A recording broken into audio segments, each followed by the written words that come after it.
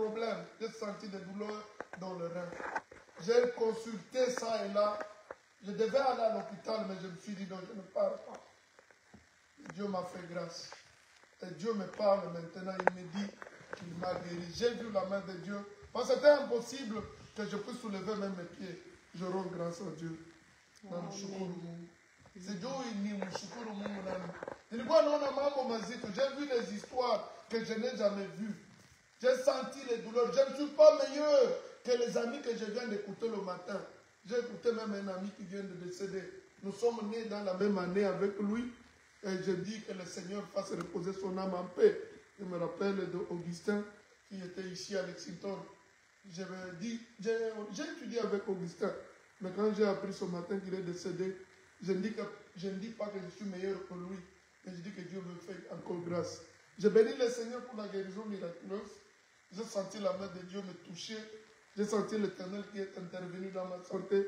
Que le nom de l'Éternel soit loué. Amen, amen. Amen. Amen. Amen. Je ne sais pas si maman Cécile a kushukuru pale pale tembeo kushukuru tu Mungu kwa maneno machache na Mungu naye aonekane kama mwenye sifa. Unaweza kupandisha sauti ukipenda utembee, mimi napendaga hata ukitembea vizuri. Simama basi mrushie sifa na sifa.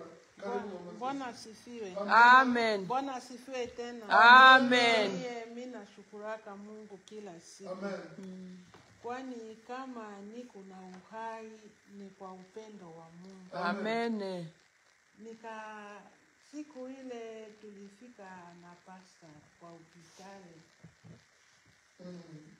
Saa mimi nafika kule kwa hospitali. Bakaanza kusema maneno mingi sana. Lakini mie sikukuwa natia mafikiri kwa kitu yote kenyewe balikuwa nasema. Ikafika wakati nyewe bananitia tena kubapare yabo ile. Bakaniingiza kubapare yabo ile. Apare ile inaanja kufungula kila kitu yote kinyewe iko kumwili yangu. Saa inafika mi mara moya macho yangu ikatombe fasi roho yangu iko na. Saa niliona nikasema iko gari njoo ilifikisha roho ile na vimba tena hivi nafungula mulango ya roho. Nikasema mie peke hivi. Saa nilisema ile kitu nikasikia huruma ndani yangu. Saa nilisikia huruma ndani yangu. Mimi nasikia roho inanipasuka mara moja pu. Mimi nawika na kulia, mimi nasema Yesu, unisaidie, unipatie amani ndani yangu. Saa nilisema ile kitu, bamunganga bakatoka, bamunganga bengine benyewe bakukua pale kusale, banafungula mulangu, banakuya bote bako naniambi, bako nasema na interpreta kusema acha uambie mama huyu tumuiambie. Saa balikuwa naniambi, nikasema Mungu asante. Kwani haiko babu njoba na niambi, iko malaika njoba. Amen. Nyumba yenyewe banasema na mie, mama unataka kusema nini kwa kila jambo ile? Mambo si atu ya kuambia kwa kitu kinyewe si tunaona. Lakini we mwenyewe ulishaona. Mimi nasema nitasema nini? Nitasema Mungu asante. Mungu mwenyewe aliniponya chini ya gari.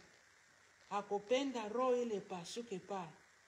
Mungu ule tu ndio ataniponya roho hii. Sasa nilisema ile kitu, bananiangalia. Mimi nasema niko napiga kifua yangu. Mimi nasema Mungu nye mimi namtumikiaka usiku na mchana. Maandiko yake nilishaka andika ndani ya karne yangu. Mimi nasema mimi nakuaka tu kutafuta nini recherche de la foi. Amen. Mimi nasema mimi natafutaka tu nini kusema nipate kuona nguvu ya imani yangu. Amen. Acha nione nguvu ya imani yangu. Mwenye alifanya ku 2021 le 12 kwa hospitali ile, aliona roho yangu kinyewe nilikuwa naye nateseka naye kule Afrika. Roho nilizala naye batoto 4, moya katoka, lakini batoto 4 ile nilibazala na roho ile iko hivi. Na Mungu ule tu yeye ndio atafanya juu ya roho ile. Amen. Mimi nasema mwisho maneno. Amen. Amen, amen. Ndio maana nilipenda Mama Cécile ashukuru Mungu. Eko na témoignage. Maman Cécile, c'est une femme pieuse. Aza na témoignage ya munene. Pe vi na ye ezali témoignage. Tango na banda na koyem bandaki ntakushukuru Mungu na munaka.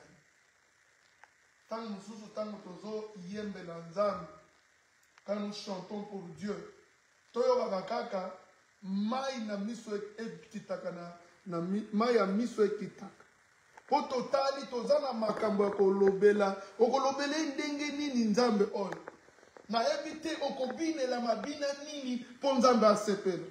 Maloba nini oyo kosala nzambe amona ke otondi ye. Tozana ngona monoko na biso te. Nous n'avons rien. Qu'est-ce que tu veux faire? Les gens s'imaginent. Nous sommes en train de nous acharner. Sometimes people are talking bad. They forget we look like a car who there is no gas. The gas is the Lord. If there is no gas, the car can't run. As a human being, we are nothing. Tuko nini mbele ya Mungu. Sometimes we think we are special. Let the Lord be glorified. Hallelujah. Amen. Let the Lord be, let us say together, glory be to our Lord.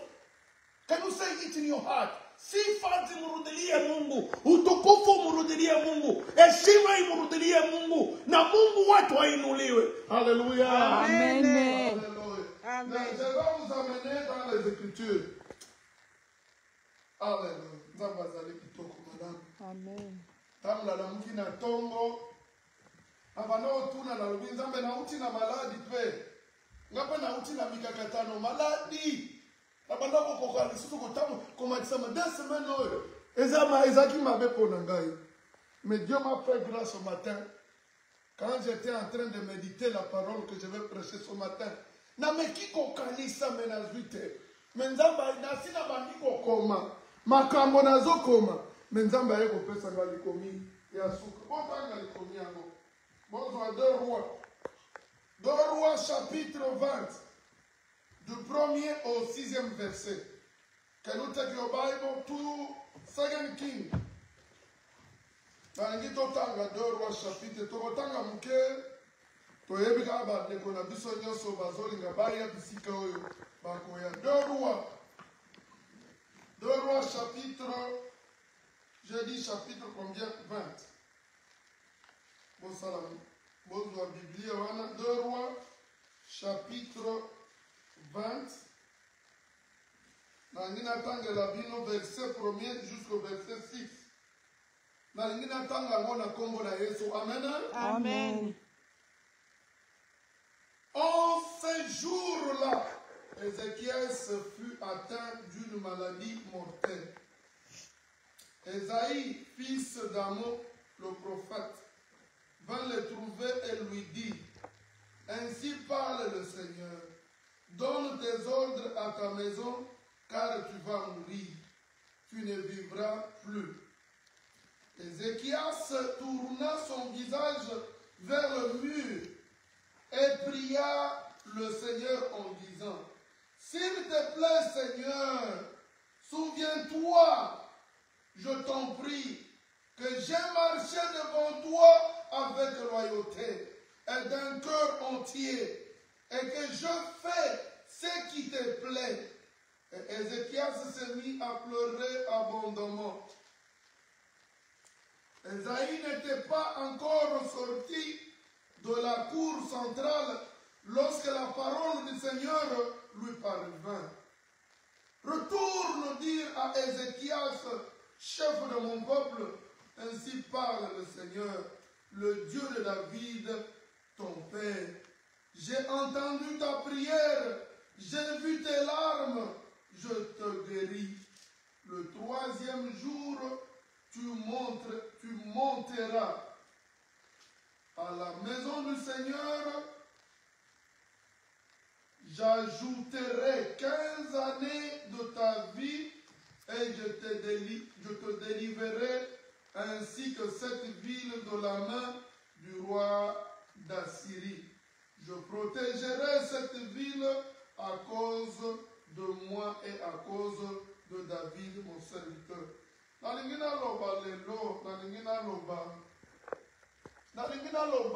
Comme j'ai toujours voulu dire aux gens, aux enfants de Dieu. Il y a des histoires que nous enseignons tant nous sommes toyoka kate. So totangi Biblia malamu, totangi Biblia. Les enfants d'Israël, quand ils se sont retrouvés en Égypte, Bana Israël, mituna na mitema na bino. Est-ce que Bana Israël na Égypte sika bazalaka? Tango bazalaka komona pasi na ki quand ils étaient des esclaves. Est-ce que bazalaki na tango ya kobelela kobondela po nzambe ayoka bango? Nini esalaki ete nzambe akanisa bana Israël tango bazalaki na Égypte?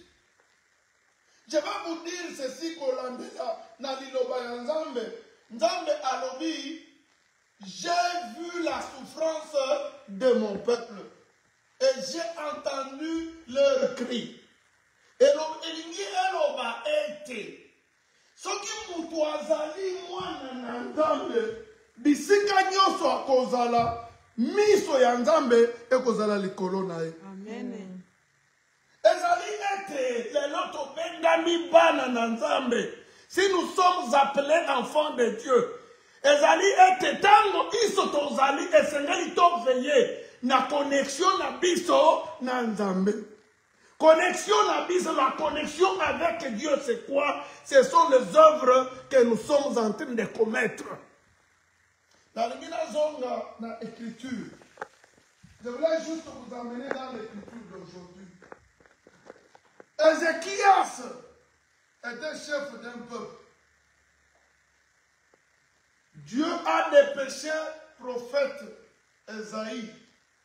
Akende kolobela Ézéchias.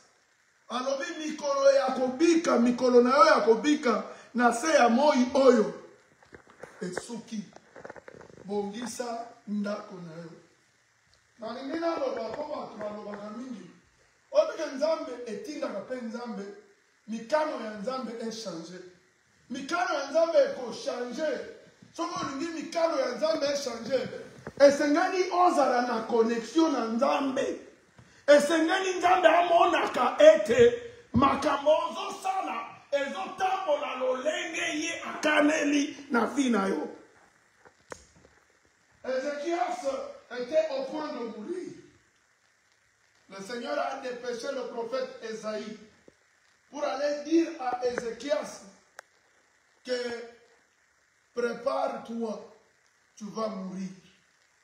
Ngai eloko moko eyeli ngai na tongo ya melo. Na tango nazoyoka Ézéchias koloba. Eloko eye kotushe ngai.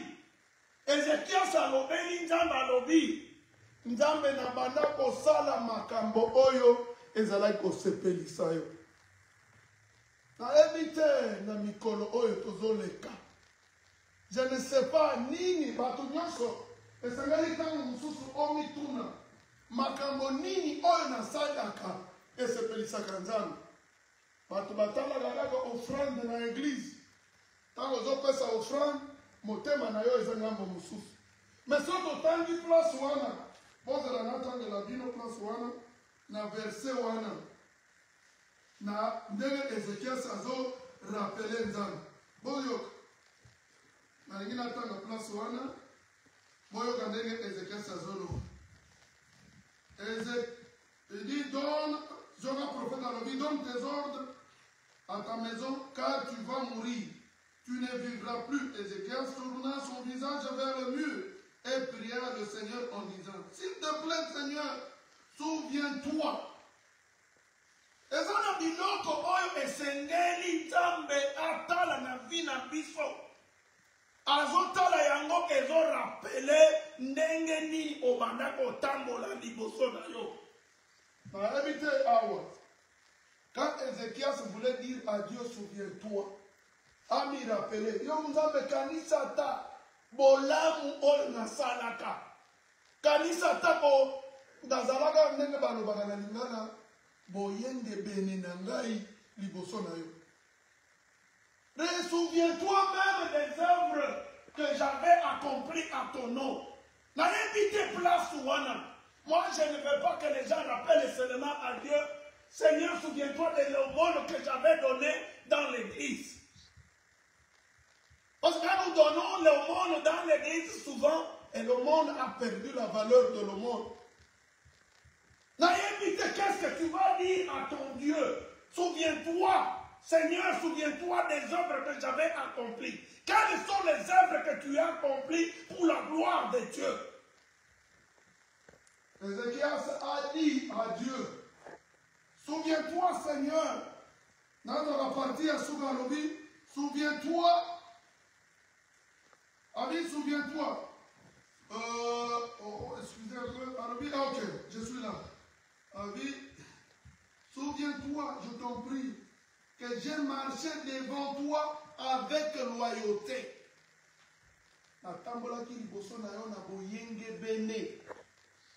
Un homme loyal. Je n'avais pas de complaisance. Nabanda kosala makambo. Potena sepelisa batute. Mais nabanda kosala makambo. Tout ce que je faisais, c'était pour plaire à Dieu. Je ne faisais pas pour plaire à mes parents. Je ne faisais pas pour plaire aux gens qui vivaient aux alentours de moi. Je le faisais pour te plaire, toi, Dieu. Abi, souviens-toi, Seigneur, les bonnes œuvres. Les bonnes œuvres repêchent quelqu'un de la mort.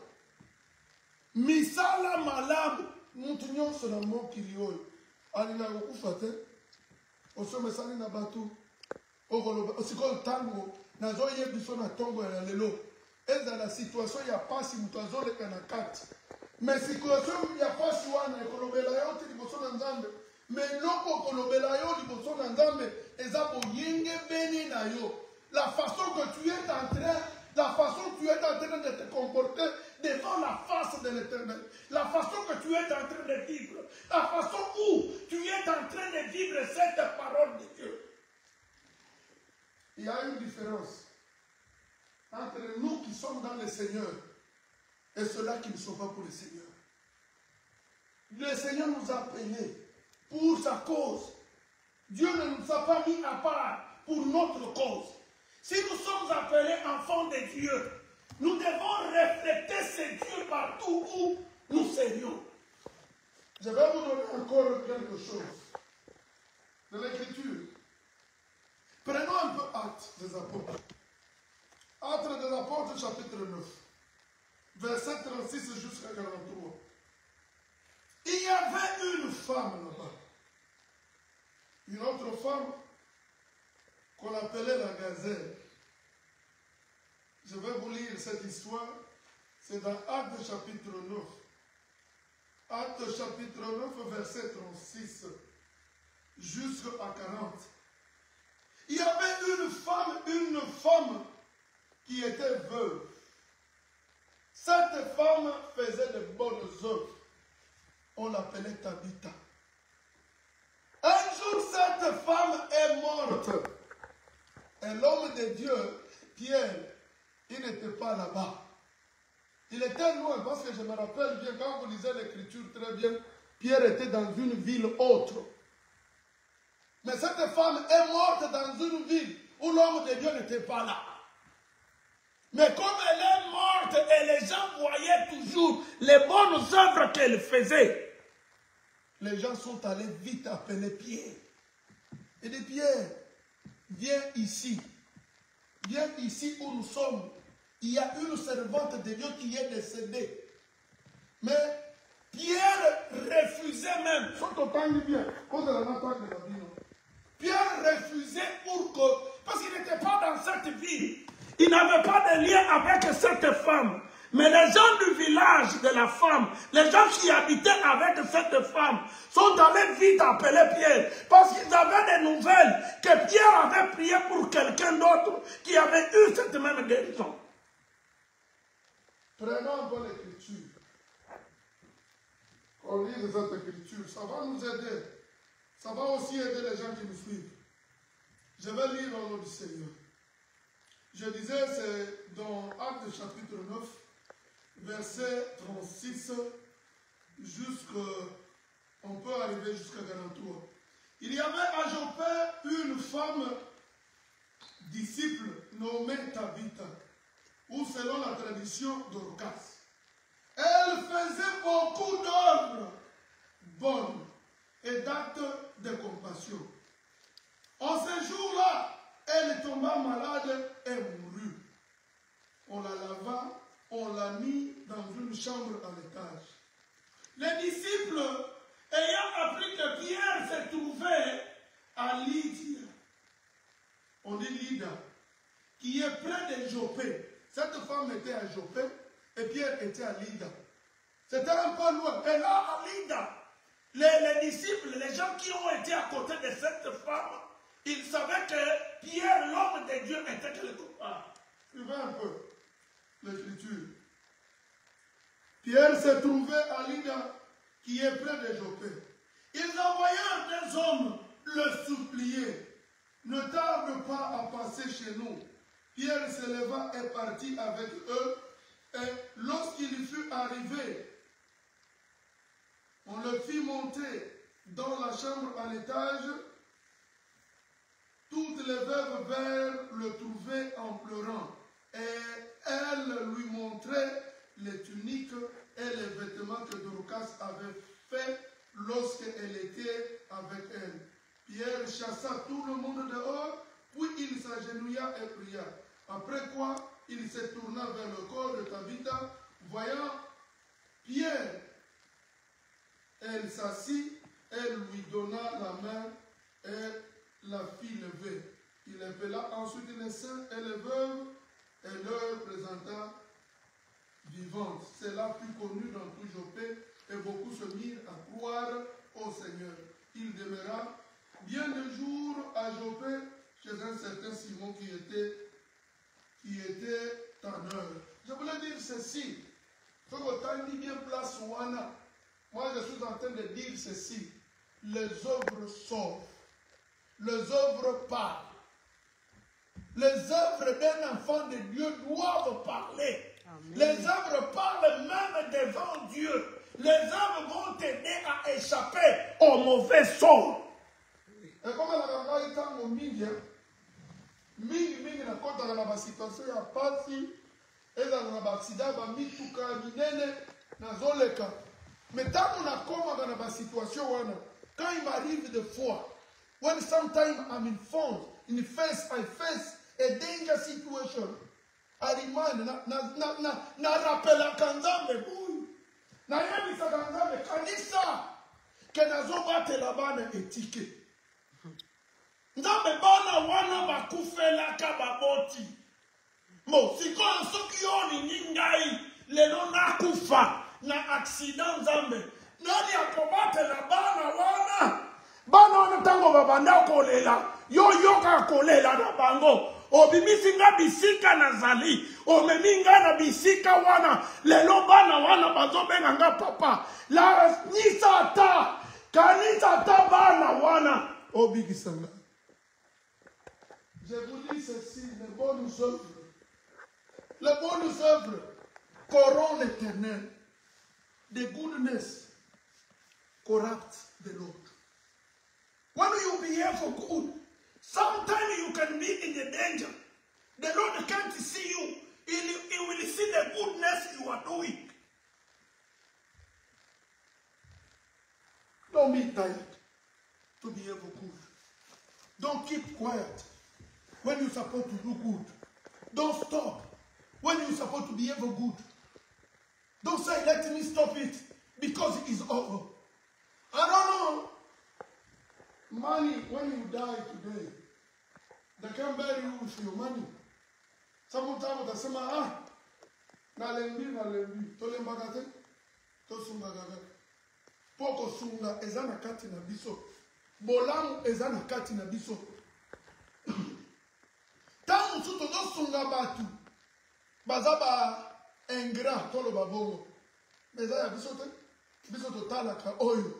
Asalaka cheka motema na kati na biso poto sunga batu. Ça c'est l'histoire de Tabitha. Tabitha c'était une veuve.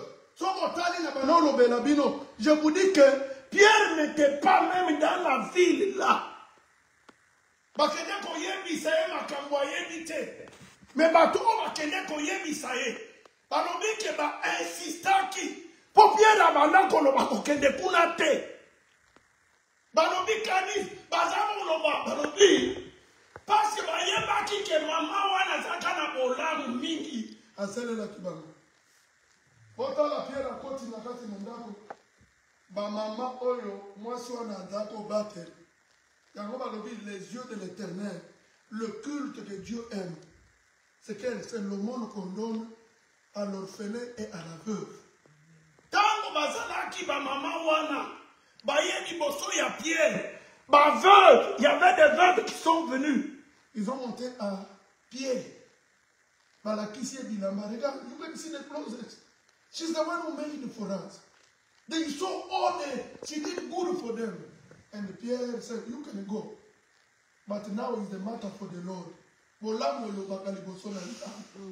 Bolamu na yonde kosala na kati ya situation. O nyoso ya mabe kokota. O bima na kati ya ba situation. Les bonnes œuvres partent. Les bonnes œuvres sortent. Na ngina tande la bino lisusu. Kamwa likomi mususu ah. Na ngina tande la bino likomi mususu. Ezana mususu muntu azana kati na Biblia. Azalaka mokonzi ya basoda. Parce que tant mususu bakanisaka bolamu ezalaka kaka ya bakretien. Ngana kolobela yo ezana basali mingi. Bazalaka pe basali te. Nzambe ayeba bango na bolamu basalaka. Nzambe arepeshaka bango. Awa na Luc chapitre 7 verset 4 jusqu'à 7. Et dans l'histoire encore de Jésus face à un officier militaire. Cet officier avait...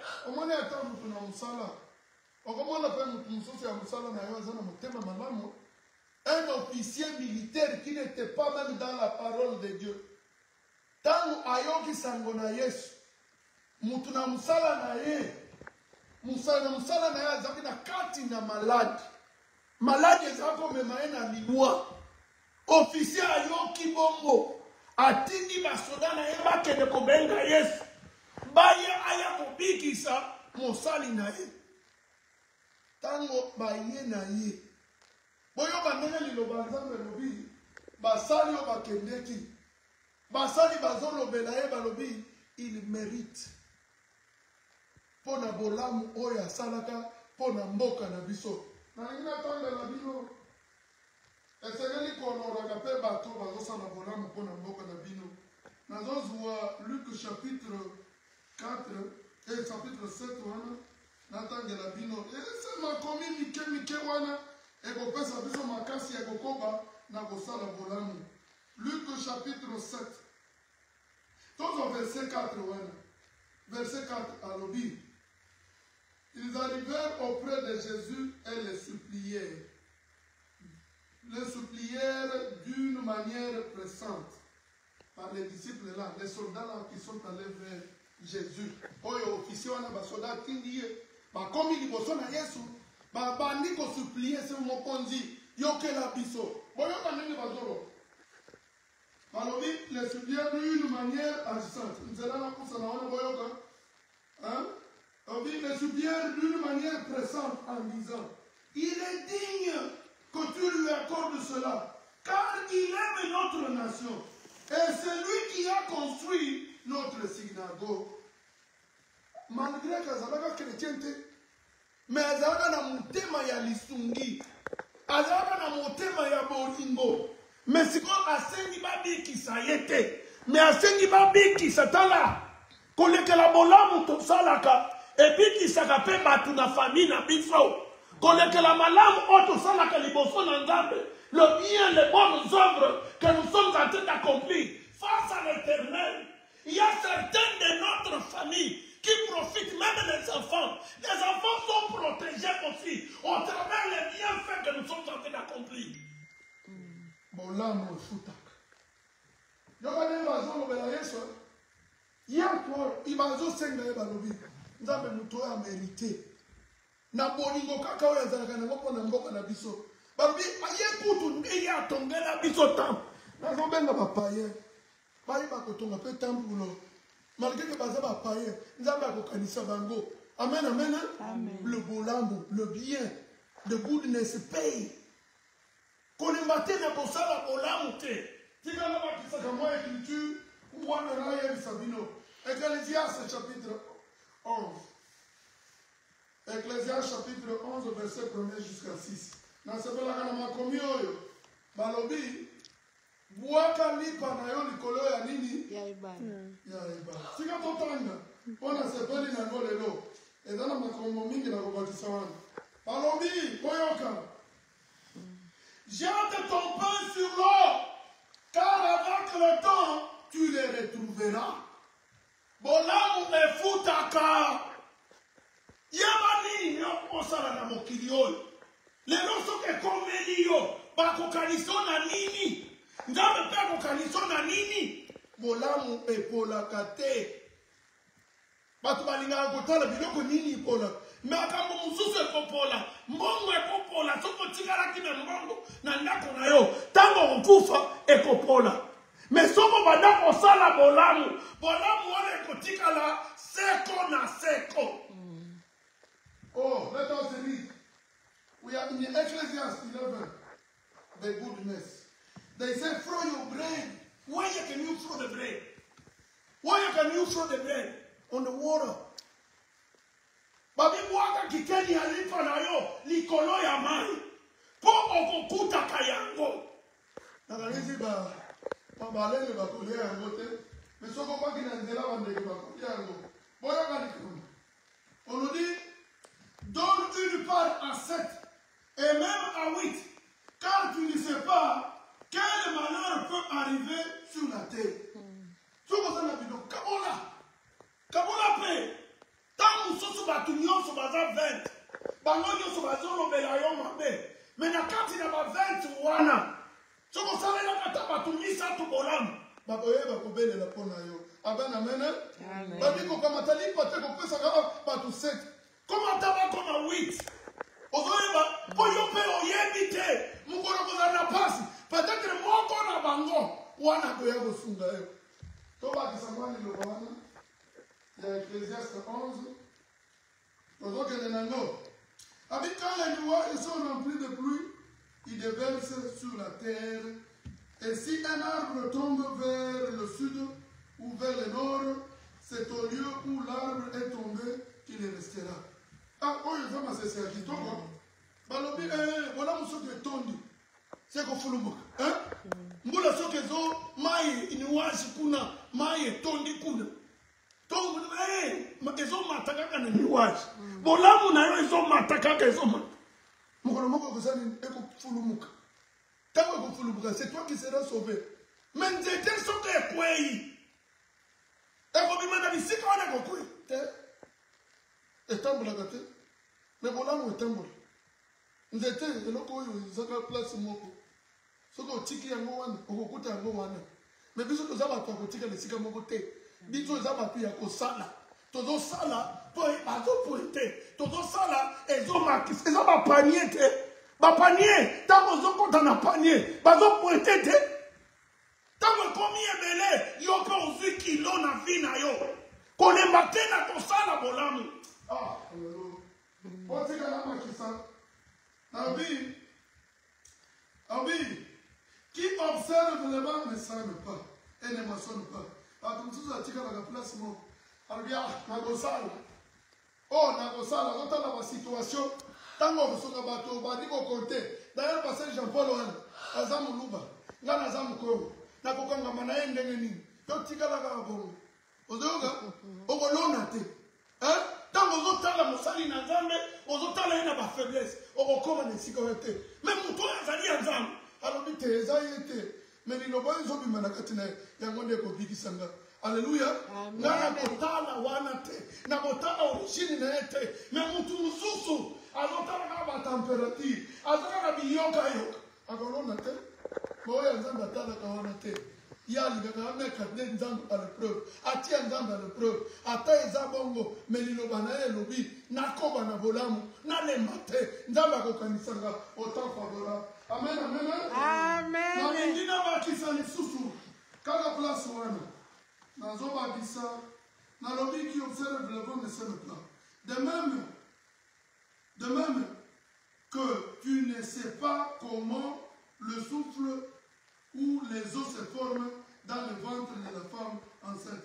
De même, tu ne connais pas l'œuvre de Dieu qui fait tout. Natoye bakate nzambe ninga sala. Nini nano ya mutu ya biso wa kile. Tozo nini netoye. Ngala mitu na kanele bana otilelo. Tokomi na bano bazo discuter ata na biso. Na bi mama sika mwana kazaki na hôpital, kazaki flasque. Mais au mita na koli ndengeni. Mutu azo koli se biloko mususu ezaki na valeur azo pesa ngo valeur. Biloko mususu bande tuta mususu tala mutu nenda tika naka.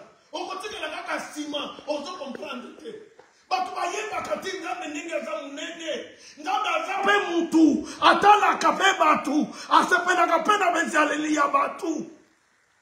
Ya boto kukoba na bolamu. Biso ba oyo. Tokotika teko sala bolamu. Alléluia. Amen. Les bonnes œuvres. Je bénis le Seigneur aussi pour papa John. Hein? John Matanda qui nous a bénis ce matin. Les enfants orphelins à Eziro. Ils sont là, ils n'ont pas de l'eau. Il m'appelle Yaya, je suis son grand frère, dit, Tigangana Kotine de la Bangombongo. Ngana évité peut-être nous avons dit $50, il y a mon poche. Abimisi $50 à Tindi, puis na tonga lelo, bayambi à mon Congo. Tiganzambe Oyo, Amoni et Siga Bimisa Kimbon. Atakanissaye na bola mouana. Nous ne sommes pas là pour l'argent, mais nous sommes dans les bonnes œuvres. Nous voulons que les hommes de Dieu comprennent. Parce que Dieu est au-dessus. Bon, nous avons d'autres hommes. C'est lui qui connaît les commencements de toute vie et la fin de toute chose. Alléluia. Amen. Ça va pour l'âme pour abattre la biseau. Tika Nzamba comme sa famille de John Matin. Pour le bien qu'ils ont fait ce matin. Amen. Alingina bakisa mwani komi wana. Ezaboye. Boyoka. Narcisse. Dans le matin, sème ta sémence. Et le soir, repasse. Et le soir, ne repose pas ta main. Yogane bazoro, d'habitude sur le bozawa. Boyoka balobi. Dans le matin, sème ta sémence. Le soir, ne repose pas ta main. Car tu ne sais pas ce qui réussira, ceci ou cela. Si l'un, comme l'autre, car tu ne sais pas ce qui réussira, ceci ou cela, ou si l'un, comme l'autre, soit également bon. Bison neti tozali bati. Bon zambe to kokota te, kokota na makanisi ya nzambe te. Nous ne connaissons pas. Nous devons toujours faire le bien. Nous devons toujours avoir les bonnes œuvres en nous. Tu ne sais pas l'œuvre qui va te sauver. Tu ne sais pas ce que nous allons perdurer dans les bonnes œuvres. Donc, besoin tant que nous s'aimer. Sème le matin, sème le soir. Que le bien, et que tu sois compté pour les bonnes œuvres. que nzambe ayebela yo na bolamu ezobima na kati na yo. Amen, amen. Amen. Amen, amen. Amen. Amina silisa. Na pesa bino likomi mususu. 7. Ecclésiaste 7. Balobi boye. Ecclésiaste chapitre 7. Verset 1er. Wana eza kosunga biso. Boyoka likambo dino bakomi. Balobi, mieux vaut un homme que l'huile parfumée. Et les jours de la mort que les jours de la naissance. Bato batera liloba wana bayeba kate. Hein? Boyoka lisusu. Je peux revenir là pour vous éclaircir. Balobi, mieux vaut un homme que l'huile parfumée. Comme le nom. Mr. Benjamin, how we can know you? How we can know you? How we can know your name? It's good to have a name than to put perfume on your body. And the day you can be again on this world than the day you were born. Why they say like that? Mieux un nom, frère. Le nom, c'est ce qui reste quand quelqu'un n'est plus là.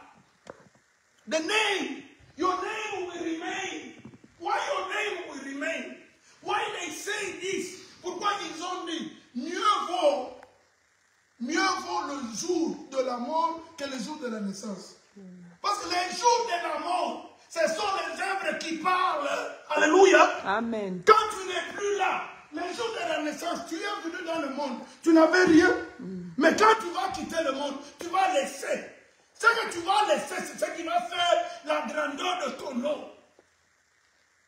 Alléluia. Amen. Alléluia. Amen. Alléluia. Amen. Ndenge balobi wana.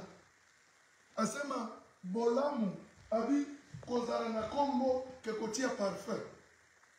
Parfum kotia lekile lo bato babosani yango. Mais comme le nom reste, mukole akobotama eza na valeur te ke mukole akokufa. Mukole akokufa les gens bato bakobanda. Les gens vont commencer à compter. Mutoa salakani. Tango atika kabo. Bana na ngai tiki badeli. Baoyi balobi asabele kabiso batatu. Baoyi balobi ngai papa wana. Soki yete ye muto bana kufutela nga minerva. C'est ça la bonté d'avoir un nom. Un nom, ce sont les œuvres, the name for someone. And when they talk about Michelle Obama, when they talk about Obama here in this country, as we have Medicare, Mama Judith, you know, if not about Obama, perhaps we can be, we got it lucky. My children know those ones who need the medicine. They got the medicine by Obama. We can't forget Obama.